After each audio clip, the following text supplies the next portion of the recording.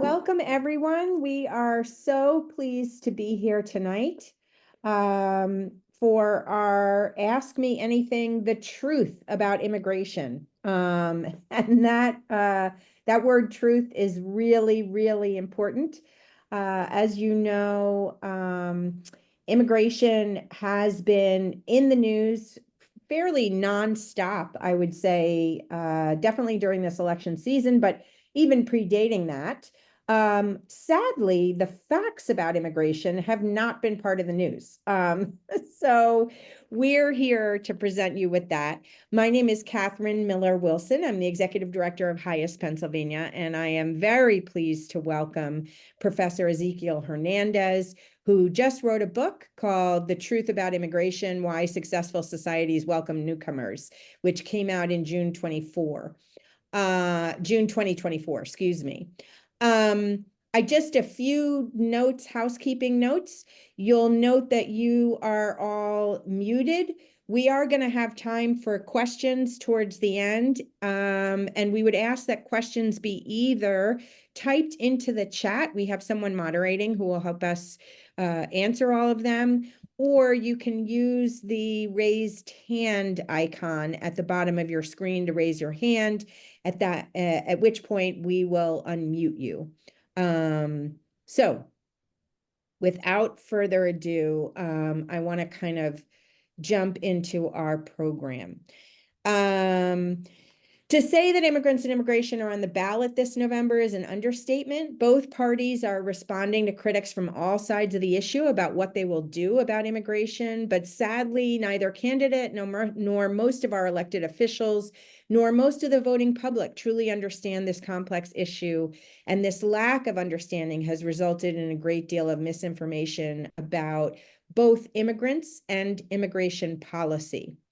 So again, we're privileged to host tonight's conversation with Wharton Professor Exequiel Hernandez, whose book, The Truth About Immigration: Why Successful Societies Welcome Newcomers, came out in June 2024 and is packed with decades of data and more than a century of research to share with us about what immigrants bring. And cost, what happens when we don't have immigrants and what happens when we do, and what immigration means not only to our country, but to societies around the world.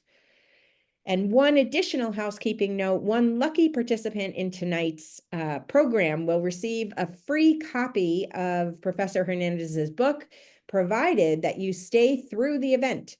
We'll select the lucky winner after the event and reach out to you by email to let you know the great news. So let's dive in with my questions. Zeke, tell us a little bit about yourself and how you came to study immigration and write this book. Yeah, first of all, hello, everybody. Thank you for spending an hour of your evening. You could be doing a lot of things, including watching the World Series right now, and you're not. So I appreciate that. And thank you, Catherine. Thank you, HIAS, for having me on as a speaker. So a little bit about me. I'm, as Catherine said, I'm a professor at Wharton. I have been for over 11 years. I am an immigrant myself. I'm from the little country of Uruguay. And my path to study immigration was unexpected. I often say that I'm an accidental migration scholar, and that's because I never really intended to study the topic. Let me go way back to early in my life to a formative experience that ended up affecting why I'm doing what I'm doing. Between high school and college, I took 2 gap years, 2 years to do a service mission. Um, for my church, and I spent those 2 years in Argentina in the poorest neighborhoods of the city of Buenos Aires. Um, and those were really challenging years for the country because it was the lead up to the worst economic crisis in the country's history. I share that because during those 2 years, I saw a lot of misery, real poverty, real unemployment, grown men and women crying because of the suffering, youth driven to crime and to drugs, and it was really sobering to see all of that. And those in those years, I started asking questions about why does this happen, and why is economic suffering a thing, and how do we create economic prosperity and growth so that this doesn't have to happen. Anyway, let's fast forward many years.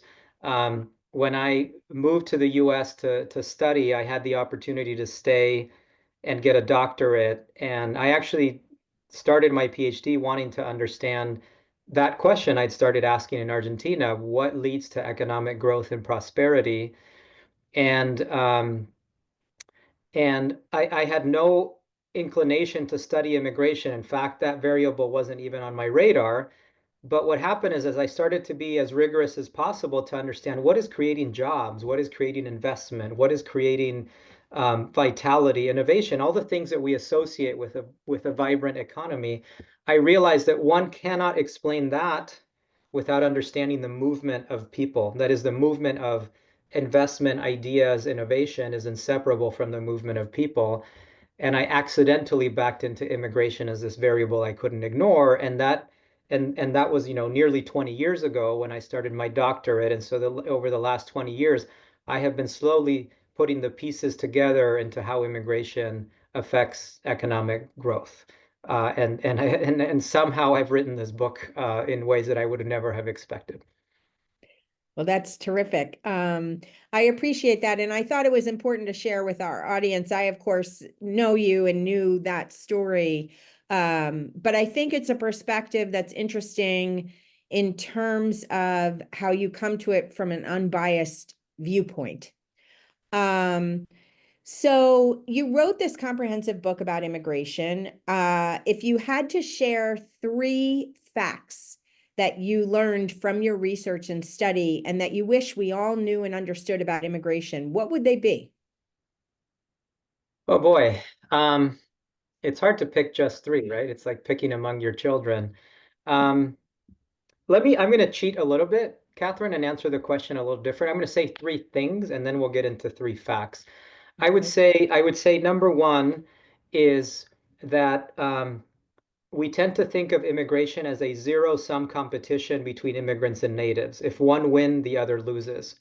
Okay, and that's the basis for all the misunderstandings that we're seeing in the news. And so it's actually exactly the opposite. Immigration is a win-win. That is, when immigrants arrive, natives win, and when natives win, immigrants win, and vice versa. So it's a mutually complementary thing.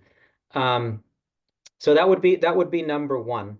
Number two is, I wish everybody understood that we have been sold 2 false narratives about immigrants.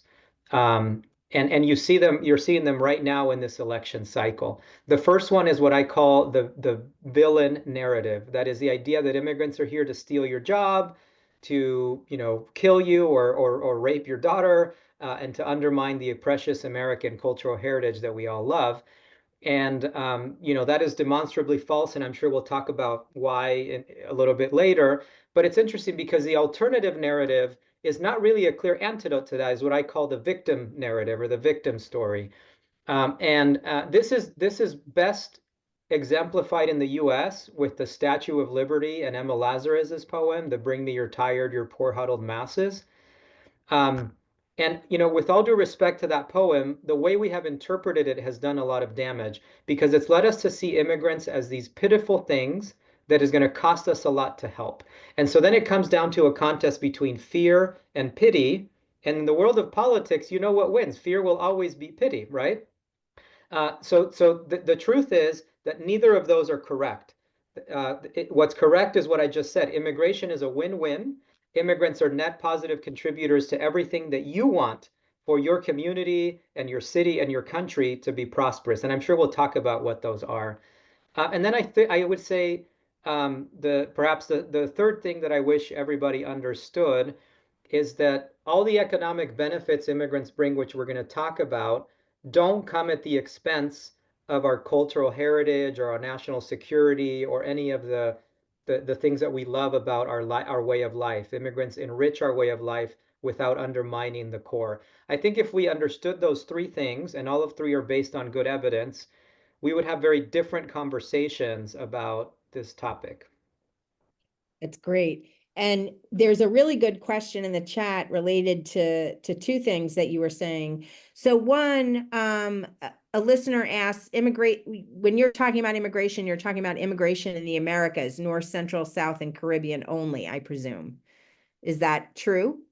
No, really everywhere. So the big points I'm going to touch upon tonight apply everywhere. Now, I think the data does show that the United States has been and still is the biggest winner when it comes to immigration. So the size, the size of the effects that I'm going to talk about are biggest in the United States, but they apply everywhere. It just might be that some countries don't have the same conditions that the US has, perhaps as big or vibrant as an economy as the U.S. has, but it's fairly universal what I'm about to say. And if it's not, I'll try to clarify that. Oh, that's good news. If there are any, I know I recently met with some officials from Germany who were looking at our immigration system because they also had seen the data and felt like immigrants would revitalize and would help with some of their demographic population issues. Yep. And I had the same conversation with officials from South Korea. So I think it's a good lesson that, the data that you discovered really shows that it works across the board, even though there might be slightly different tweaks depending on Yeah. culture, Yeah, economy. yeah. I mean, even today, this morning, I was reading a very interesting article about Hungary, right? So Hungary has gone through let's say, a tumultuous time with Viktor Orban and a lot of really negative anti-immigrant rhetoric that we're also hearing here in the United States. And now, to grow their economy, they're trying to implement a whole bunch of manufacturing initiatives like building battery plants, electric vehicle battery type plants. And they're realizing that to do that, to get that growth and those jobs, they have to import foreign labor, right? Mm, And so now they're having to undo some of the negative rhetoric. So it's not just the U.S. It's really everywhere. great. And then there's one more comment in the chat, which just to acknowledge it, the listener asked what examples of win-win is there between immigrants and natives, but I think that we're going to get into that. So without answering that directly, I'm going to move on to some of the other questions that I have because we'll circle back to that point. Yeah, exactly. Mhm. So we often hear about the burdens that immigrants bring to their new communities, needing housing, English language lessons, support until they find work. But of course, as you raise, as we look to our history and the promises written on the Statue of Liberty, many Americans feel obligated to at least welcome those fleeing persecution. How do you balance those concerns? And you talked about this a little bit in the beginning about the two false narratives. So Yeah. once again, how do you balance the concerns between supporting and addressing need? Yeah, so let me address that and start to address this win-win question that's coming up a few times. I think I've found that a good umbrella way to put it is that let's focus on economics first, okay? Every immigrant that arrives in the US brings five key inputs into the economy, okay? And I can use the fingers of my hand, okay?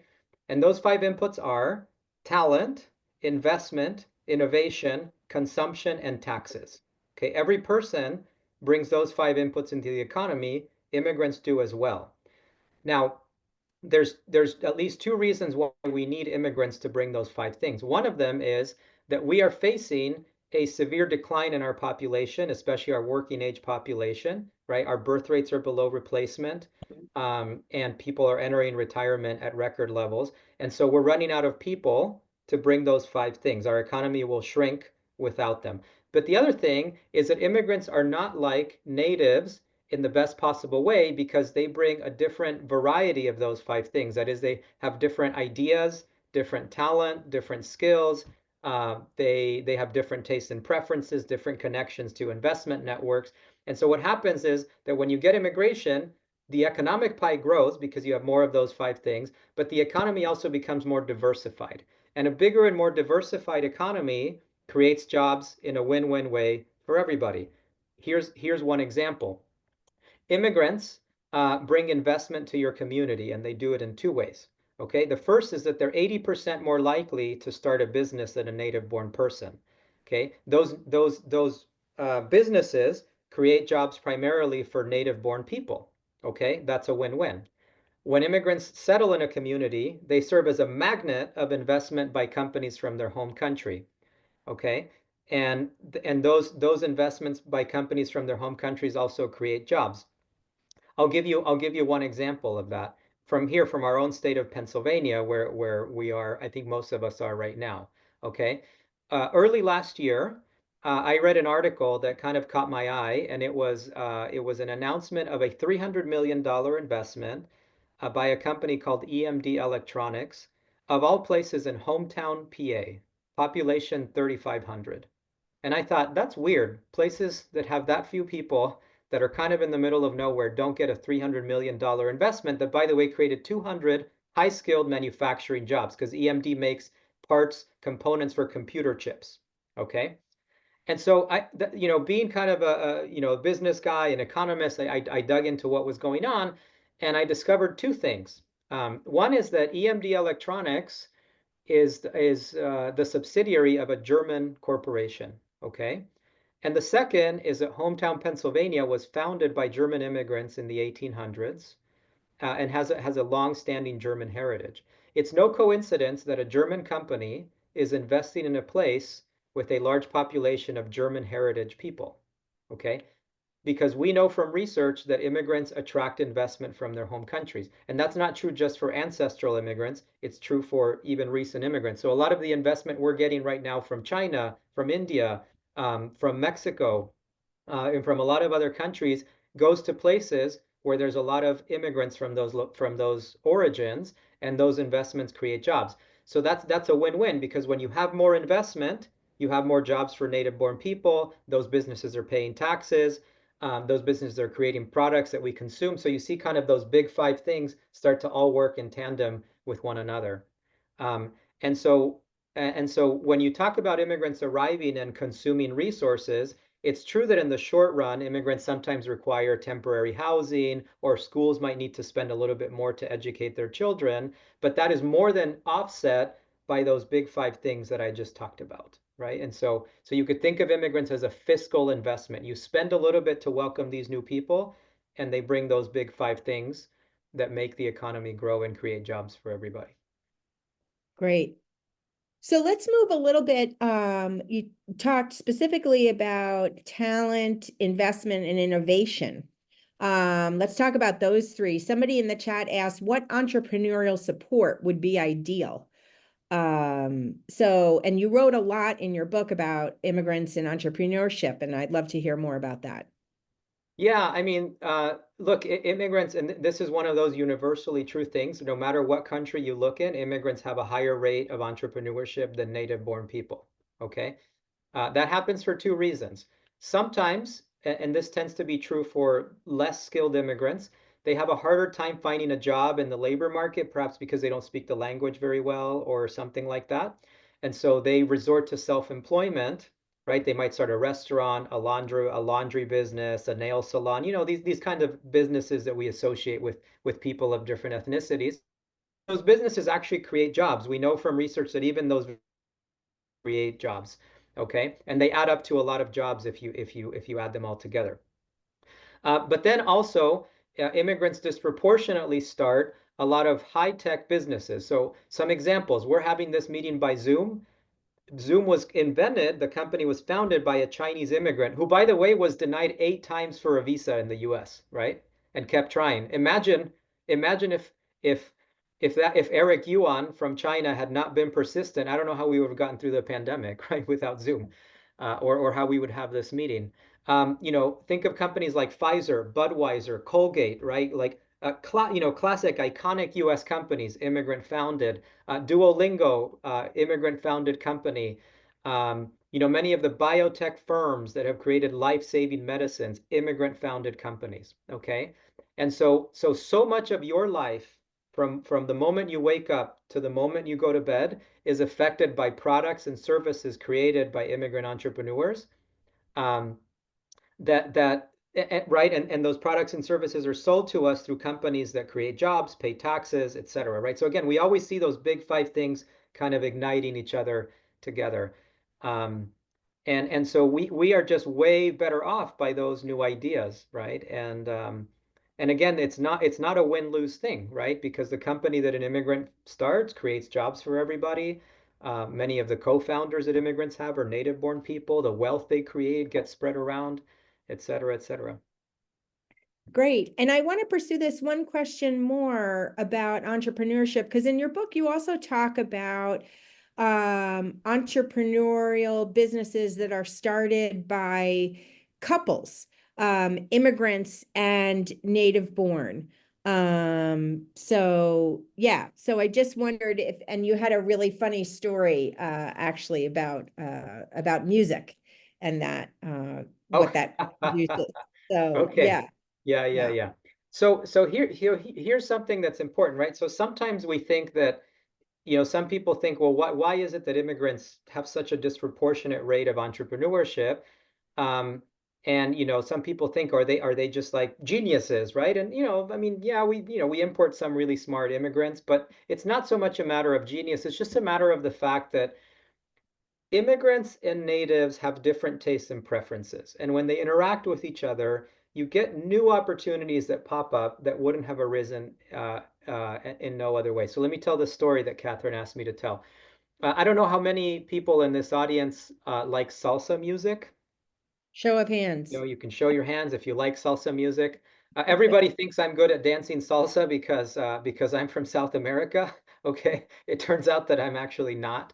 But when I came to the States, I came here to go to college, and my very first date in the U.S. happened because of that stereotype. A girl who was a friend of a friend approached me and said, "Hey Zeke, you're from Latin America, so you obviously know how to dance salsa. When are you going to take me salsa dancing?"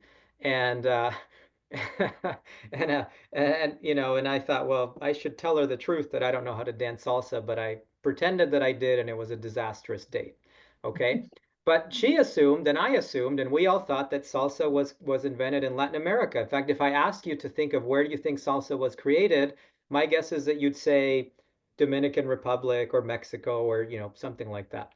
Did you know though that salsa it actually was created in New York City, in Brooklyn?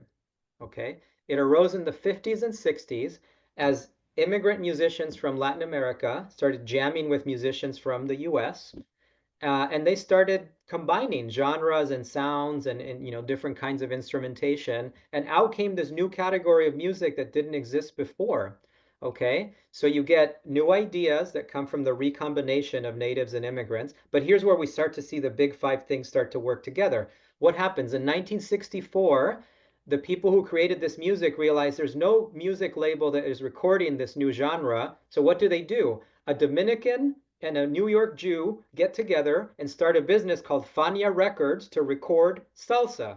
Okay, Fania Records records the first salsa record, 1964, Cañonazo. You might remember that album if you're a fan, and it's a revolution. And throughout the 60s and 70s, Fania starts signing people like Celia Cruz and Tito Puente and all these very famous musicians. They filled Yankee Stadium, becomes really popular. So you get a new business that's creating jobs, that's creating a new product. You get all the business around, concerts and everything surrounding this new genre of music. What are those businesses doing? They're paying taxes, they're attracting new consumers. So do you see how the big five start to work together, right, as a ripple effect?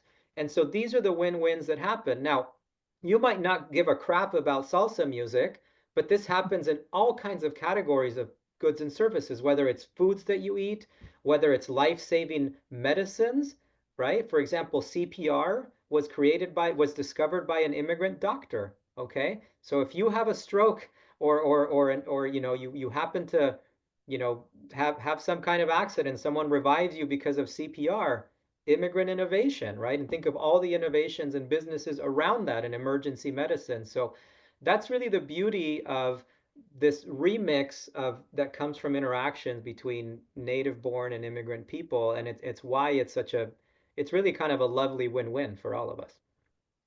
That's great. And I just want to point out, we apparently have a musician in our audience who wins the prize. Jonathan Gave guessed that salsa came from New York City, or I should say, didn't guess, knew. Well done, well done. Um, I didn't uh, know that. Yeah. right. So I didn't know it either, and I think it's great. Um, So I'm gonna skip over some of the other questions that I had because we have a question in the chat that we anticipated that we were gonna get that is talking about lawful entry immigrants and those who came in not lawfully, people that we would call undocumented. And I wondered if you could talk a little bit about, first of all, who are the undocumented? Are they, in fact, the people that are coming across our southern border, or is that another myth? Yeah, look, I think get the most attention. They certainly are getting it right now. Okay. Um, um, but they're not the only, nor necessary. So at the moment, they're the largest source of undocumented immigration. But actually, in the decade before the pandemic, so between about 2009 and 2019, the typical undocumented immigrant was someone who came in on a plane, landed at an airport, usually from Asia. Okay, they entered through a visa, a tourist visa or a visitor visa or some visa, student, and then they overstayed their visa. Okay, so they weren't a Mexican or Venezuelan sneaking through the border, right? They were people that came in and just stayed longer than their visa allowed them to stay. Okay, and so undocumented immigrants are all kinds of people. The other thing that many people don't realize is that many people end up becoming undocumented even if they don't want to. They inadvertently become undocumented. A really high profile case that was just in the news a few days ago is Elon Musk, right? Elon Musk came here on a student visa. He dropped out and he started a company illegally, right? He was an undocumented immigrant for a bit before transitioning to an H-1B visa. He was supposed to, by the letter of the law, supposed to be kicked out of the country. He wasn't.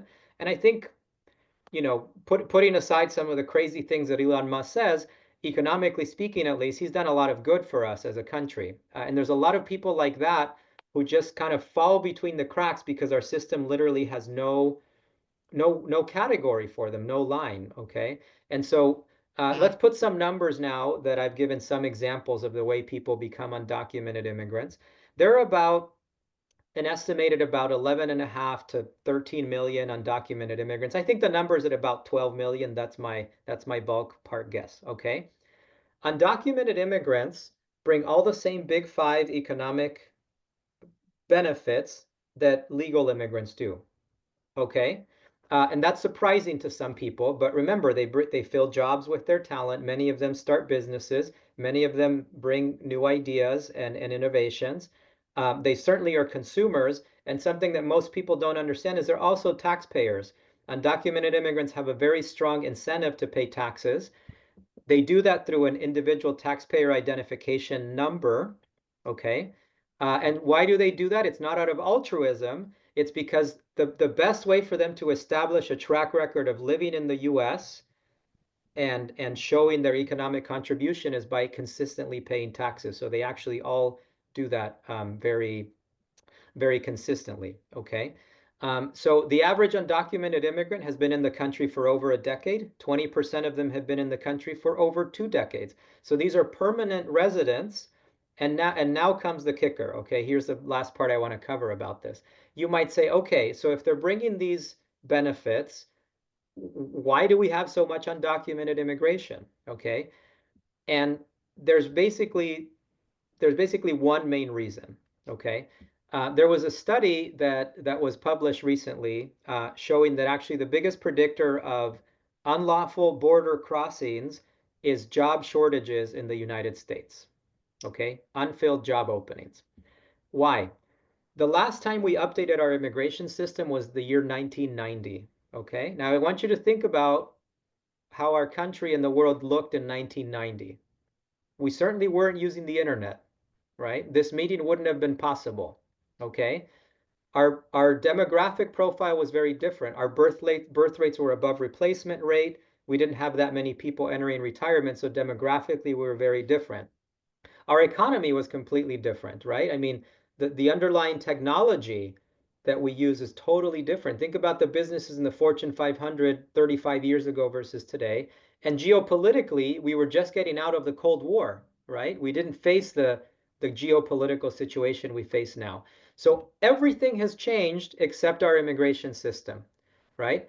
The number and types of visas we are allowed to give in this country hasn't changed since then. Okay, so what's happened is nothing has changed in our immigration system. Our economy, our world has changed completely, and so the gap between what the immigration system allows and what we need for economic, humanitarian, and family purposes has become ever wider. So how do you fill that gap? How do you fill unfilled job openings? you It happens through illegal immigration. Now, am I saying that's the right thing to do? Absolutely not. I'm the first one to want more legal immigration so that it can be done the right way. But anytime you have such a big disconnect between what our system allows and what reality tells us that we need, there's going to be um, kind of a black market to fill that need, right? That happens for any good and service for which demand far outstrips supply. And so the biggest explanation for our crisis of illegal immigration is that we haven't updated our system enough. Um, if we do that, if we allow more legal visas, we will reduce illegal immigration 1 to 1. We know that from research as well. So we just have to understand what I'm saying is it's our own fault, right? We created the problem. We have to fix it. It's not a bad apples problem. Great. And I think a follow-up, there are a few in the chat, but they're all getting to the same thing. Are there differences in terms of entrepreneurship or in terms of costs between documented and undocumented immigrants? Yeah. Um, so not documented and undocumented. Actually, undocumented immigrants do not qualify for most public benefits, right? So actually, the fiscal cost of an undocumented immigrant is lower than the fiscal cost of an equivalent immigrant with the same level of education. Okay, so actually, undocumented immigration kind of saves us. Is a fiscal savings. It's kind of a weird way to put it, but uh, um, what is true is that immigrants that have less education pay less in taxes and consume a bit more in public services than more educated immigrants. But all immigrants have a net positive fiscal effect, even if they don't have high levels of education. That's because when you account for their children and grandchildren who are going to pay taxes at very high levels, we end up netting out positively. Now, let's talk about entrepreneurship in the Big Five. Are there any differences between documented and undocumented immigrants? There are differences, and the difference can be explained this way. I'll explain the difference with a story. Okay, so my barber um, is a very good barber. Now you wouldn't know it by looking at me, okay? But my barber is the most in-demand barber in the neighborhood. There's always a line when I go to get my haircut with him. He's won a lot of awards. Like he literally has trophies for how good he is. And we've become friends.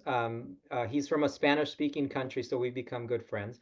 And after a few years of knowing each other, he confessed to me that he's in the country illegally. And so I've learned a lot about sort of his story and what he does. And he told me one day that he dreams of opening his own barber shop. He's been cutting hair since he was 13 years old. Um, and he's always wanted to have his own barber shop. And then he said, I have $200,000 saved to start my business. And I just about fell off my chair. I said, you have how much money? $200,000. And I said, well, why don't you just do this? And he said, well, I can't. My legal status prevents me from owning property and starting a business. Okay. So here's the point I'm making. His lack of legal status puts a ceiling on the benefits he can provide. That is, for example, if I use the Big Five again, he can't make as much investment because he doesn't have legal status. That investment would result in business taxes that we don't get because he can't make the investment. It would create a few jobs, which we don't get because he can't make the investment, et cetera, et cetera. So the real tragedy, at least economically speaking, of illegal immigration it's not that these immigrants take away from us. It's just that it places a limit on what they can do for us, right? On those win-wins that they can bring. And so that's why we should have only legal immigration. We would be better off, but we need to update the system, which Congress has been unwilling to do for 35 years. Okay. Um, Another question in the chat, where does human trafficking and illegal drugs fit into the undocumented situation? We certainly have heard a lot about this, both these things, and Yeah. I yeah. mean, look, does human trafficking happen? Yes. Do undocumented immigrants or do border crossings often bring drugs? Not, bring drugs. Are they the channel through which drugs come into our country? Yes, but those problems are blown way out of proportion, like way out of proportion. Okay. Um, there's very good statistics on. In fact, of all the research that's been done on immigration issues, the one about crime and drugs and all of this is the one for which we have the most unambiguous results. And that is that immigrants have the lowest rate of crime in the United States. Okay. And when immigrants arrive in a community, crime either goes down or does not change. It never goes up. Okay. And illegal immigrants or undocumented immigrants have the lowest crime rate of all immigrants. Okay. That is, they commit fewer property, violent, drug crimes. So these things happen, but this is more in terms of the grand scheme of immigration. It's an issue. It's a tiny issue that yes is a serious issue, and we need to deal with it. But this idea of an immigrant crime wave, or that the majority of undocumented immigrants are criminals, is just flat out wrong, because it's exactly the opposite. In fact, I'll give you one more fact that I think tells a real story. Um, Research tells us that the children of immigrants become more likely to commit crimes when they're exposed to natives. So it's not natives that need to be protected from immigrants. It's actually the other way around, unfortunately, right? There's something about growing up in the US that makes you more likely to commit crime than growing up outside the US. So, really, that again, we have a ton of confidence in that. The data is very, very clear on that. Just don't worry about the issue. On average, it's just not going to affect you. Yeah, and I can also just support that even within our organization. We have a special program for immigrant victims of crime because they are victims so often, and they need legal assistance to navigate the law enforcement process, and can get an immigration benefit from cooperating with law enforcement, which Yeah. is important to cut down on crime, which is, in fact, an American problem, not an immigration problem. Yeah, So, yeah, unfortunately that's really the case. That's one, I would say, um one of the biggest political lies that gets told about immigrants. Yeah. yeah. Now I'm going to skip around. There's a question in the chat. Some argue that immigrants negatively impact skilled laborers by taking jobs from American workers or by lowering wages for native-born low-skilled workers. How can we effectively counteract that way of thinking? Or is that way of thinking truthful? No, so I would say if crime is the number one lie, that one is the number two lie. Okay. So let me address it in two ways. One is what I just said before, and I apologize that I keep coming back to my finger. It's not that I'm in love with my hand. It's just, right. When you account for these big five inputs, immigrants are net job creators, right? Because where does jobs and economic growth come? They come from those five inputs, right? Innovation, investment, talent, consumption, and, well, not taxes, but the other four. Okay. And so, by providing all those things, immigrants are net job creators. But let's address the issue of competition, like wage and job competition, directly. Okay. Um, so the false belief that immigrants are negatively affecting natives in the labor market comes from two misunderstandings. One of them is thinking that let me give you a really simplistic example. Let's say there's 100 native born workers in your community, and you get 20 immigrant workers coming in, right? If you have like a high school level understanding of supply and demand, you're like, wait a minute, now the supply of workers is bigger, demand stays constant, wages are going to go down. Okay. But that's not what happens, right? Because these 20 people, again, let's go to the big five. They're not just workers, right? They're consumers, they're taxpayers, Some of them start businesses, etc., right? And so the economy is now a bigger pie. You now have 120 economic participants, not 100. And so businesses have to expand and fill more jobs. Why? Because the local restaurant needs to maybe, add a waiter, the movie theater needs to add a shift, the construction firm can all of a sudden needs to build more homes. And so the economy is bigger, so there's just more jobs, right? There's not the same old jobs that there were before, right? So this assumption that the size of the economic pie stays constant is just flat out wrong. The other is that the other bad assumption is that these 20 immigrants are identical to the 100 workers that were there before. That is, they're identical. They're literally bodies, right? So you interchange one body for the other. Again, that's not true. Immigrants are different from natives economically in that they want and do different jobs, and they bring different skills that complement those of natives. For example, without immigrants, we wouldn't have enough farm workers, household service workers, construction workers, nurses, right? There's just a whole lot of areas where we have job shortages simply because there aren't enough natives or natives refuse to do the work. This is especially true in farms, factories, kitchens, household service work. And so immigrants will just do different jobs, okay? And even in the same industry, they play different roles. Here's an example. The last time you went to a restaurant, okay, you probably didn't go to the kitchen, but I'm guessing if you go to the kitchen, just about every kitchen worker is an immigrant. Okay? The people washing the dishes are immigrants. But the waiter, the person welcoming you, telling you if you have a reservation, they tend to be native people who have language skills.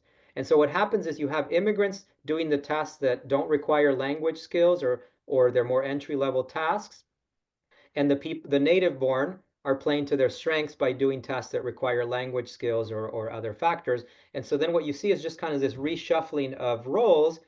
But again, it's a win-win because without the cooks and the dishwashers, that restaurant can't stay open, right? Without waiters and managers, that restaurant can't stay open. And so that business is able to stay open because immigrants and natives stored into different jobs. So when you put those two things together, you get what the research shows. So the latest study on this shows that in the last 25 years, the arrival of immigrants actually created jobs for natives and increased the wages of unskilled workers by about 2 to 3%.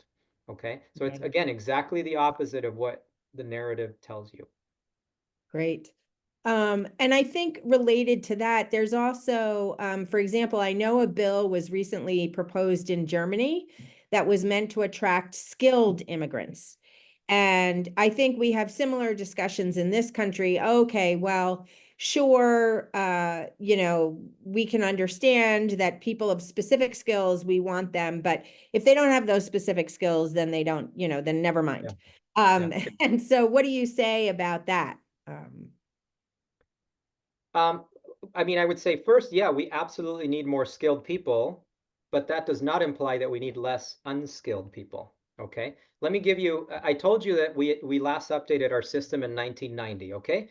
So let me show you, let me give you some examples to just show how outdated and useless our system is. Okay. We give 1 million green cards per year, 1 million. Okay. 2/3 of those go for family reunification. Only 140,000 per year are employment-based visas, employment-based green cards. That is green cards sponsored by an employer. Just think about that. 140,000 per year. The state of Pennsylvania or New Jersey or Delaware by themselves could use all of those, right? Let alone at a national level. So we are giving so few. Now, let me give you some other examples. Out of those 140,000, okay, how many go to people without a college degree? 5,000. 5,000, okay? Are you telling me that we only need 5,000 dishwashers, cooks, construction workers, farm workers, household care providers? That's ridiculous, right? And so when you don't when you only give 5,000, well, how is the demand for the other hundreds of thousands we need get filled? Unfortunately, it gets filled through irregular immigration. Okay, here's another example. Okay, um, so of the 135,000 that go to skilled immigrants with a college degree, okay, If you're an Indian with a master's degree trying to enter through an EB2 visa, do you know how long you have to wait to get that green card? 195 years. Your grandchildren will be dead by the time you get that green card. Okay?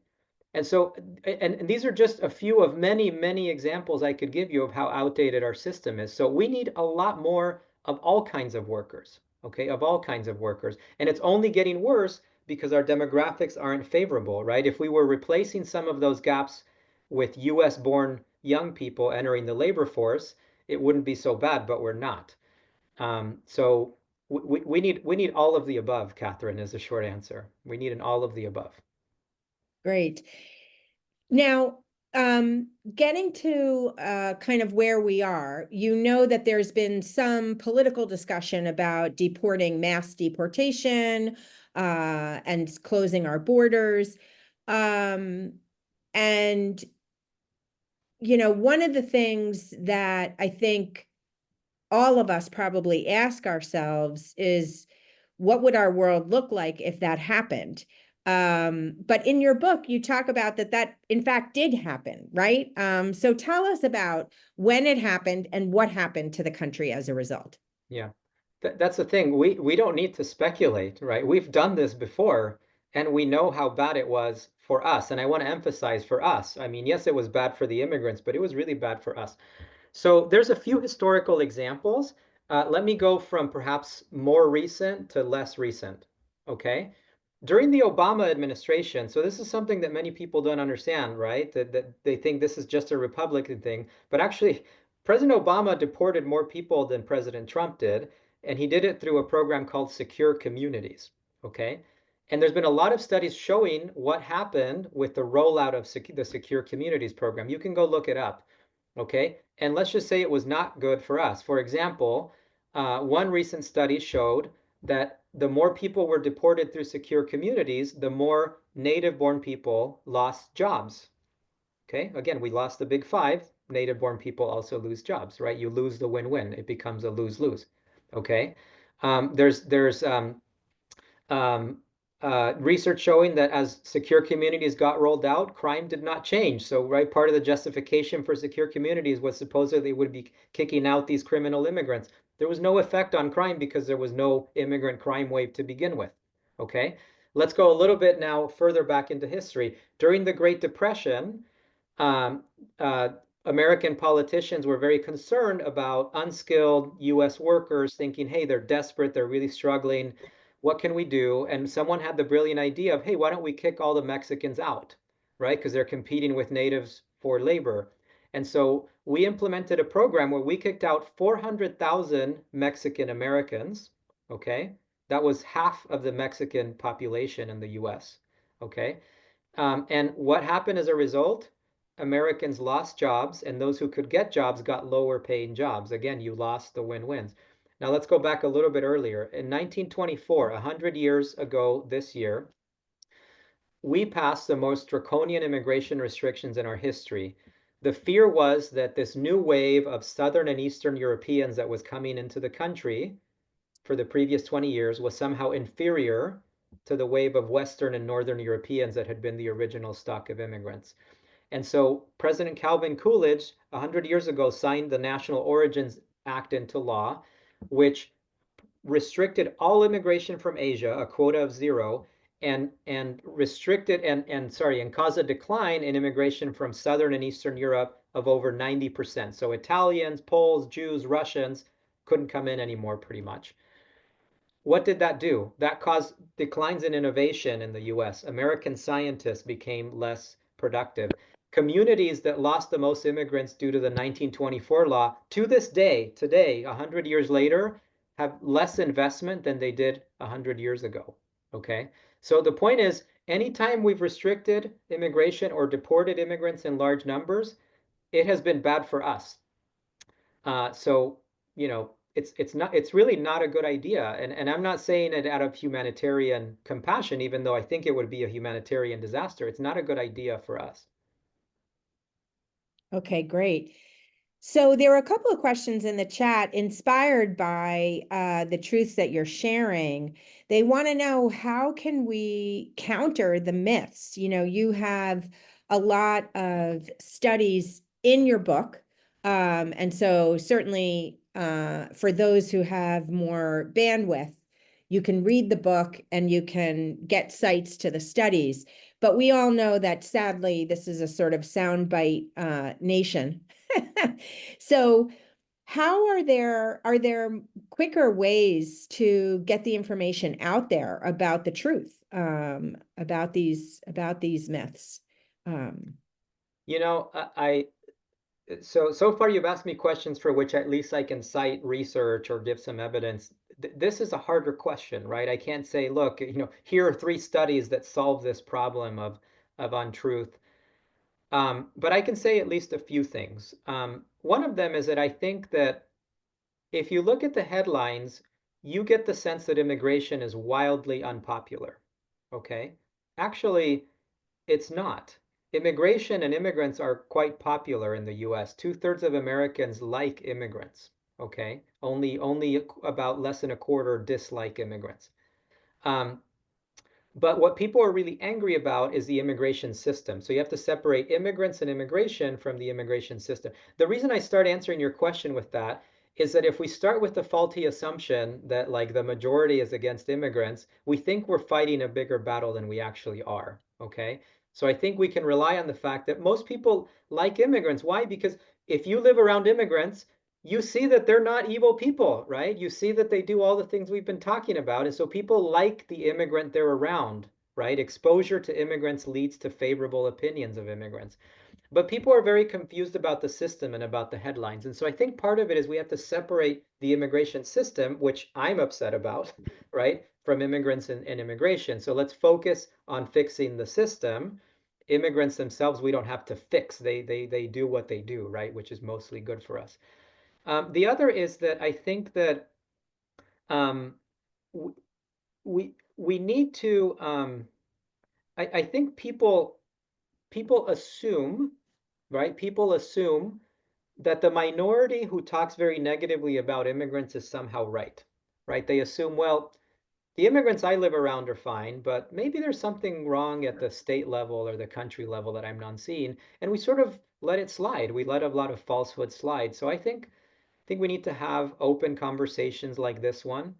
Um, but the way to have those conversations is not to just be the annoying professor like me and say, well, actually, fact one, fact two, fact three, is actually to start with the common values that we share. For example, we can all agree that we want a fair economy that creates jobs for everybody. We can all agree that we want safe communities where, our children can play without us being worried. We can all agree that we want national security. We can all agree we want demographic balance.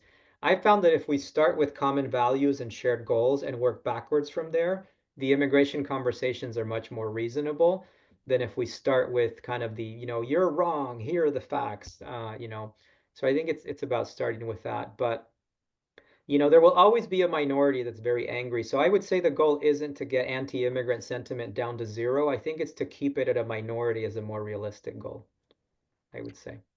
I also just want to reiterate, because I appreciate the comment. It's when, we talk a lot about changing the narrative, and we all know how difficult that is. But I think one thing you offer, which maybe is less difficult, is changing the narrative to immigration policy from immigrants, right? Yes. Because for every anti-immigrant story, we can have a story of an immigrant who's fabulous and, wonderful. And it just keeps going back and forth and never really getting anywhere. But I think that all of us can be posting about immigration policy and make a point of doing that, and of writing to our legislators and saying, look, the data is very clear that immigration is important, and so I want to talk about immigration policy. Yeah, absolutely. I mean, we do need to fix the system, right? Like I mean, I'm upset about the crisis at the border, but I think when you look at the data, it's that it's that most of the people complaining about the crisis at the border are attributing the wrong cause to the crisis at the border, right? They're saying, oh, it's just these criminals coming through. And it's like, no, it's not. It's our system. We created the crisis because we don't have enough legal pathways, right? So we have a better message. I would again go back to the villain victim. So the other thing I would add is don't fall prey to fear or pity, right?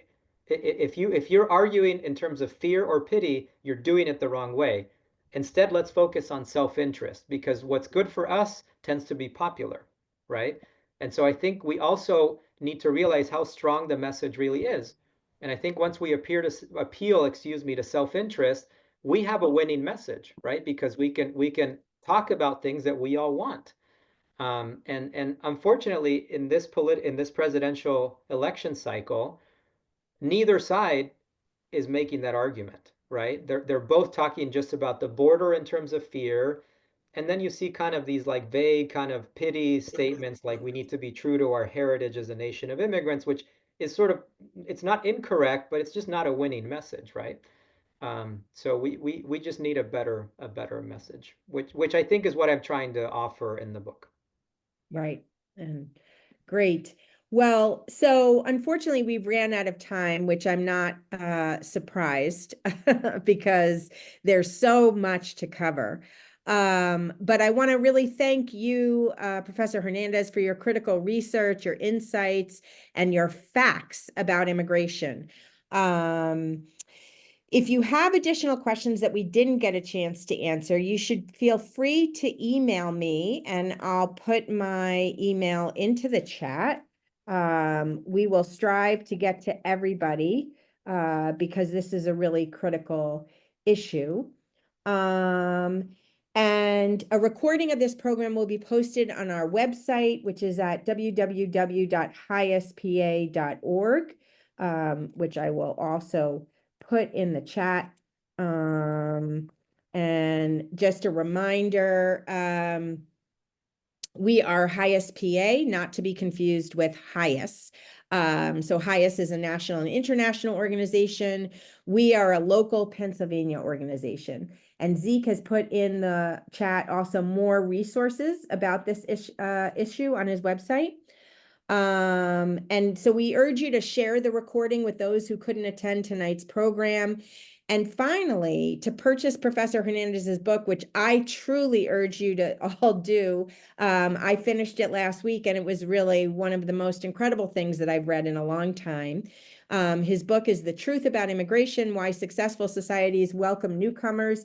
You can go to either Amazon.com or Macmillan.com. Don't forget to vote. That is probably the most important thing that you can do. So thank you so much. Take care and good night. Thank you, everybody. Thank you, Catherine.